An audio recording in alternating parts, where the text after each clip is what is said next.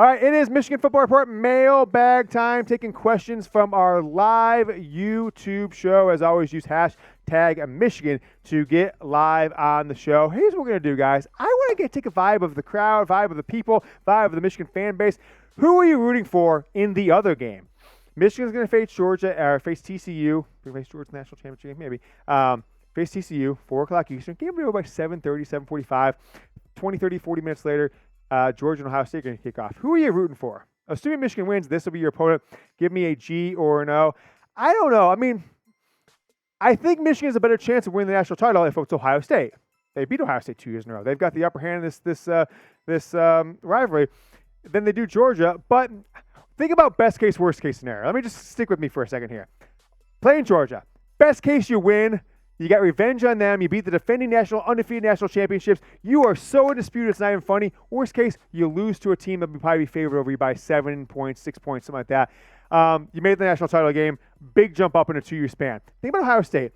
High or high. You beat Ohio State for the national title game, 3 straight wins. But that would be the lowest low I think I've ever accomplished in my life. If Michigan lost to Ohio State in the national championship game after Michigan beat them 2 straight years after 2 decades of being dominated by him, but then you lose the national title game, that would be the lowest low. I don't think I could do it. I'd probably think, Jack, I'm shutting down the company. We're all unemployed if Ohio State beats Michigan, probably. I think it'd be the lowest low. So I'm rooting for Georgia because I just don't want Ohio State to even have the chance, although I do think it's Michigan's better chance to win the game is if they were to play Ohio State. A lot of G's in the comments, but I did see quite a few O's in the comments. So let me know what you guys think. All right, we had a super chat coming from Jeremy Clory. He says, thanks for the great content. Me want a sticker. Jeremy, you got a sticker on the helmet. You actually got our last sticker. I showed it just a few moments ago. I can't find it at the moment. There's so many of them right there. But Jeremy, you were on the helmet. Really appreciate you. And thank you so much for the super chat. My guy, guys, we have a new helmet for next week's live show. We're going to Blue Wolverine in 1 and Wolverine Alaska 2 stickers to start that new helmet. Speaking of Blue Wolverine, he says, where's the favorite Michigan item you own? If you guys didn't see a moment ago, my favorite Michigan item I own is this Michigan football Jordan brand. It's super stretchy, like track jacket. It's so comfortable. Keeps you kind of warm. You can wear a bunch of stuff under it. I've had it for about 3 years. I have no idea where I got it. It was a Christmas present, I think in 2019 from my mother-in-law. Rest in peace to her. And so that's what it is. So that's my favorite item, although I do have a bunch from way too many Michigan football items probably, but I guess that's the life of a fan. Billy Blue says, if you were in charge, what changes would you make to the Michigan football program? So we saw this one coming early in the show. I told Jack and I had a little time to prepare this answer, so we want to make sure we got this question because I think it was a really good question. So here's my take here, folks. Michigan football needs a general manager. They cannot allow Jim Harbaugh to be responsible for the transfer portal, both in and out, academic requirements, hobnobbing with boosters and things like that, worrying about his own players, whether they're going to transfer, whether they're going to stay eligible, 2023 recruiting, 2024 recruiting, roster management. You take in some transfers, you lose some transfers, you take in recruits. Oh my gosh, we're going to be scholarships levels. Michigan needs a professional sports business level operator, folks. I think Michigan, can they remain elite, right? With recruiting, with name, image, and likeness, with transfers in, transfers out. Michigan needs a sports business operator, someone who maybe has been a general manager of an NFL team or is an up-and-comer in that regard, or someone who's worked in sports business, maybe not for a college football team, but can operate business at the highest level. Jack, someone who's maybe opened a business that develops millions of dollars a year in revenue, that's got dozens of employees, it's got a ton of shows, someone who loves Michigan football. If there's a guy out there hitting his prime of his business career, has passion for the Michigan football program, can recruit people, can hire people well, can get rid of people, all sorts of things. If there's a guy like that out there, I don't know who he is. What's that? You guys, Michigan should hire him. People have, Jack saying, I know the guy. He's a good-looking guy. He's a hard-working guy. I'm not sure. We'll see what happens there, but I think that's what Michigan needs, whether it's somebody that Jack knows or not. I think Michigan needs to make an effort. I think in 2 or 3 years, folks, this is going to be the norm in college football. A general manager, just like in the NFL, somebody making $1.5 million a year who is absolutely in charge of every aspect of the program. Allow the coaches to coach a little bit damn more. Underneath them, they're going to have a director, a scout for recruiting, a scout for transfer portals, a scout for roster management, all that different thing. Jim Harbaugh can't handle it all. I think Michigan needs a general manager of the football program. All right, keep using your hashtags Michigan or Super Chat to get on our live show. Appreciate everyone who is watching live, and we're going to put this video up on demand as well. Let's take another question, though, from Mark Matchkowski, long-time viewer. He says, what happened to All Going Pro announcement? What happened to All Going Pro announcement? Hinton, lesson learned, NFL, a big jump. Did Erick All, while we were live, did he announce he was going pro? Or am I misconstruing what he's saying? Okay.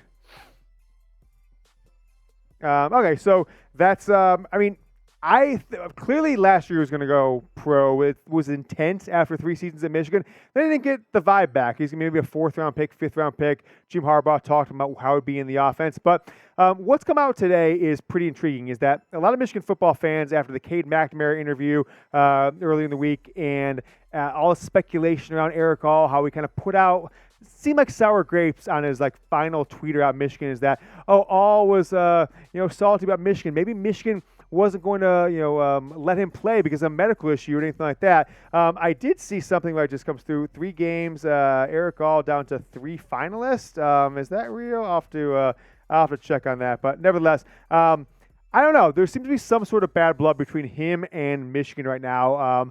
Potentially because of Jim Harbaugh. I don't want to say he moved on to Luke Schoonmaker, moved on to Colson Loveland. But nevertheless, I don't know, Erick All, I think it's a bummer all in. Him and Cade McNamara, I don't think they left. I think they're great guys. I think they're going to have good careers the next step.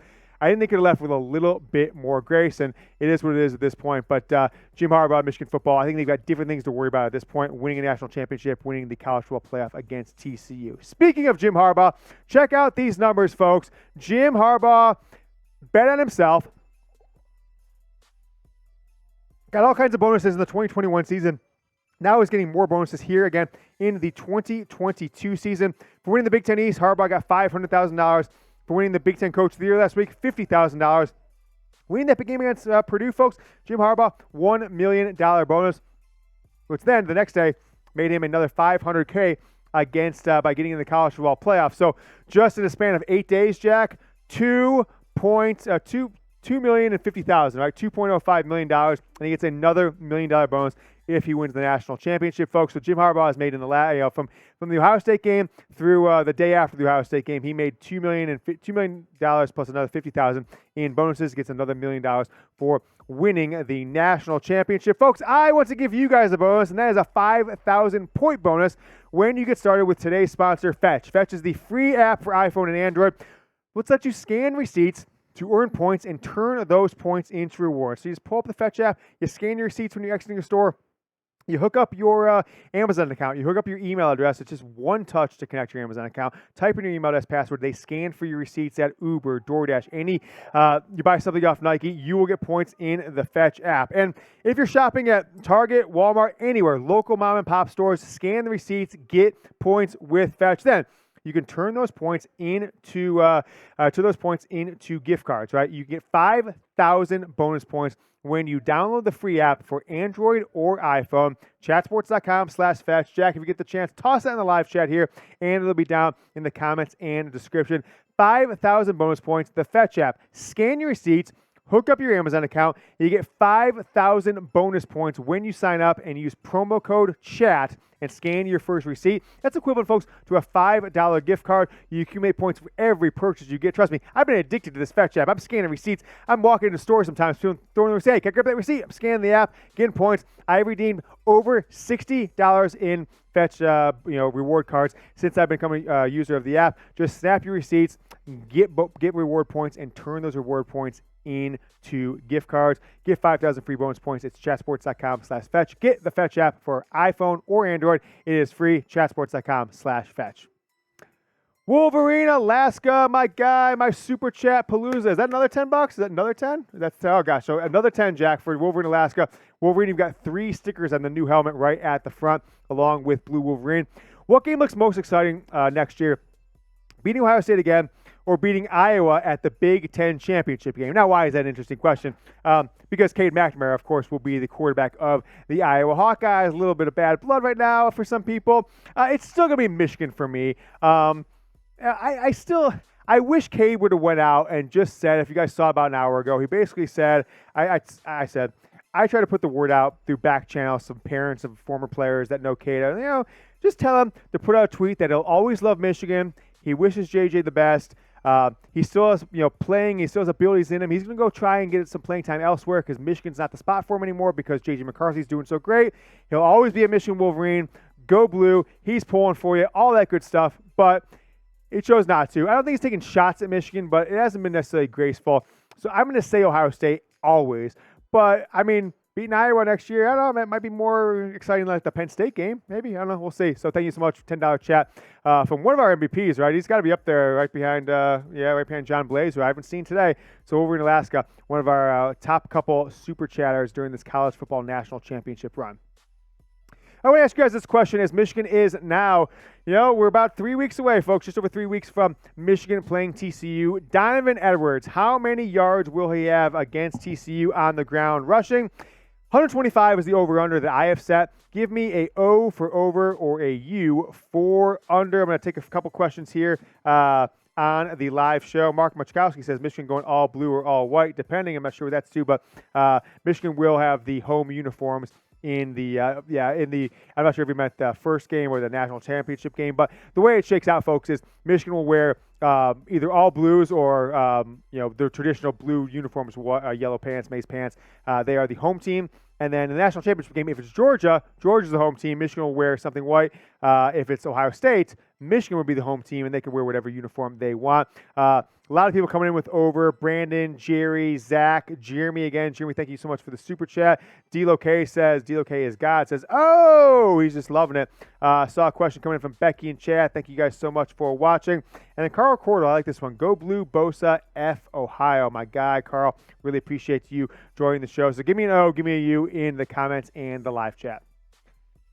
Elephant Trainer 3000. He says, if we lose to TCU, what will that change the fan base's opinion of Jim Harbaugh's future? That's a great question, Jack. That's a great question. We talked about it a second ago. I saw this question come in earlier, and I wanted to address it. So, as I mentioned Harrison on the live show, the portion of the show we just did a second ago, is Jim Harbaugh has done excellently well in his time at Michigan at winning when he is the favorite, right? It's not perfect, right? He's lost a few games when he's favorites over the year. But up until the Ohio State game the last 2 years, he has been it's been a struggle fest when Michigan is not the favorite, right? There's all those stats out there. Oh, Michigan's 1-15 or whatever it is when we're the underdogs at Michigan. So being a favorite, being a touchdown favorite against TCU, when everyone thinks it's out there for them, Michigan, they can potentially beat Georgia. That Georgia team lost 5 first-rounders off that defense that really tore Michigan up last year. J.J. McCarthy's coming in his own. Donovan Edwards is so hot. If Michigan loses this game, I think it's going to be a tough pill to swallow this off-season, folks. I'm just going to say this, folks. He cannot lose at TCU, right?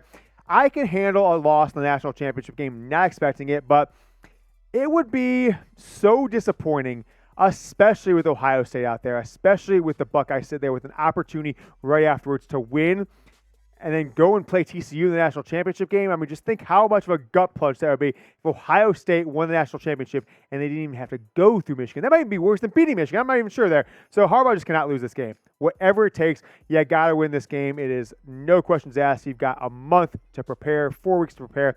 Jim Harbaugh cannot lose to TCU. All right, folks, if you haven't yet, make sure to follow me on Twitter. The link is down at the bottom of the first paragraph of today's video. Also, I'm going to toss it here in the live chat. If you haven't watched, if you haven't followed me on Twitter, it is at James Yoder. Give me a follow. At 9,879 followers right now. Anybody who watches or follows me during the live show, first 5 people will follow me during the live show here. If you haven't yet, at James Yoder, go ahead and give me a follow. I will follow back. And if you follow me and you're watching, I haven't followed you back, don't unfollow and refollow. Just say, James, I've been following. Give me a follow back. I'll hit you with one of those as well. It's at James Yoder on Twitter. It is in the live comments and the live chat.